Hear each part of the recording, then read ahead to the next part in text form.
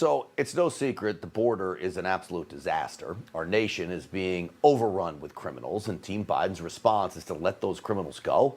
So we have the proof. But before we get to that, this is one line by Kamala Harris that sums up why we are in the position that we are. This is the work that we're doing, but it's not going to be solved overnight. It's a complex issue. Listen, if this were easy, it would have been handled years ago. Folks, that right there, that's a lie, okay?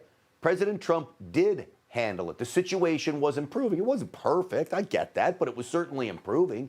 Team Biden's dismantling of every Trump-era immigration move set us way back in a very, very bad way. And the reality is this problem can be solved overnight, Kamala Harris, and it's not complex at all. Here's what needs to happen, okay?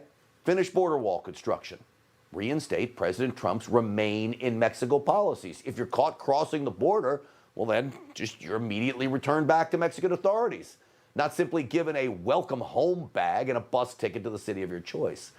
Any unaccompanied minor should be taken into custody, and if you can't find their parents outside of the country, fly them back to their home country and reunite them with their families. And most of all, stop, and I mean knock it off, all of the promises of amnesty. These are very simple policy shifts that would stop the mass migration of illegals in literally a split second.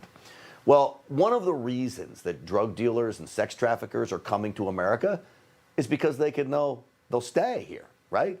In Franklin County, Texas, late last week, state troopers stopped a Sequoia with 18 people inside. At first, they thought it was drugs. They realized it was so heavy, they opened it up. It wasn't drugs, it was people inside. 3 were actually cartel members, coyotes, bringing 12 men and 3 women, were told, to Baltimore, Maryland. The illegals admitted to sheriff's deputies that they were headed to Baltimore to, quote, work off their passage to America. One even admitted to robbing banks in Peru and being wanted for other crimes in Guatemala.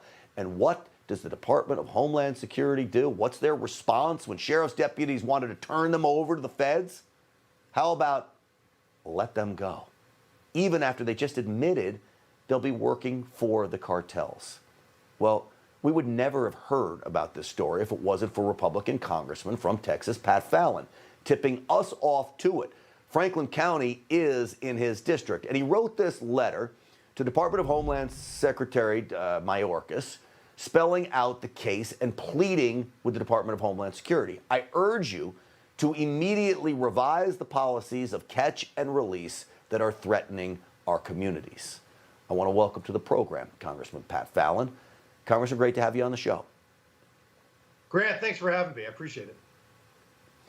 Well, I appreciate you tipping us off to this story. I think it's very important. It typifies what's going on. And first off, I guess, what do you know about the women? I'm actually concerned for their safety, the 3 that were in that SUV. Well, absolutely. You know, Grant, thanks to Joe Biden, the United States government is facilitating the largest human trafficking operation in the world. And it's disgusting. And the Democrats want to force, Americans to look the other way, and we have to shed light on this. So what happened was, as you described, 18 people in a Sequoia and the 2 coyotes, and then the immigrants admitted that they're going to, quote unquote, work this off. They were told by the cartels to say they had relatives in Baltimore, and they're going to go there. And the 3 women were offered sanctuary at a local church that helps women that have been sexually trafficked. And they were so afraid. The sheriff's deputies, Sheriff Ricky Jones did a great job. And the girls, they wouldn't leave, that they wouldn't go to Dallas because they're fearful that their relatives back home are going to be harmed, possibly murdered. And they said that they were going to be roofers. They're going to go work this passage off in Baltimore roofing. And I think that, there's another fate that awaits them, a very dark fate. And how in the world can Joe Biden, in good conscience, sleep at night knowing that hundreds of thousands of human beings are being trafficked, and we're helping the most evil people on the planet, the cartels, who incidentally control our southern border? And we are facilitating this, and we're party to it. It's disgusting, and it has to end. You know, Pat, This is one SUV found in Franklin County, Texas. I'm sure there are literally hundreds, if not thousands, of these SUVs coming across America. This is on Joe Biden's shoulders. What really concerns me is that some of them are criminals, and the feds say let them go. Our families are at risk when you're letting people like that go. Well, that's just it. And you're right. It's happening all over the country. The fact that Kamala Harris is claiming that, well, this is a complex problem, and if it was easy, it would be solved years ago. President Trump took a flood and he reduced it to a trickle. And the illegal border crossings have increased under the Biden administration by 300% and climbing. And the cartels do this for two reasons. One, they love to distract Customs and Border agents because about half of them right now are literally babysitting thousands of unaccompanied minors, and they're literally changing diapers as well. So it's easier for the cartels to smuggle in their drugs. But secondly, they make a lot of money from the Guatemalans, Hondurans, and El Salvadorians who are so poor they can't afford the passage, so they quote unquote work it off. And that's going to be largely due to they're going to be doing that with illegal activity. And the cartels love sexual trafficking because those folks can continue to earn. Once somebody snorts a line of cocaine, it's over. But a woman in the sex traffic industry can continue to earn money for the cartels. And we need to fight them and not sit there and look the other way and be complacent.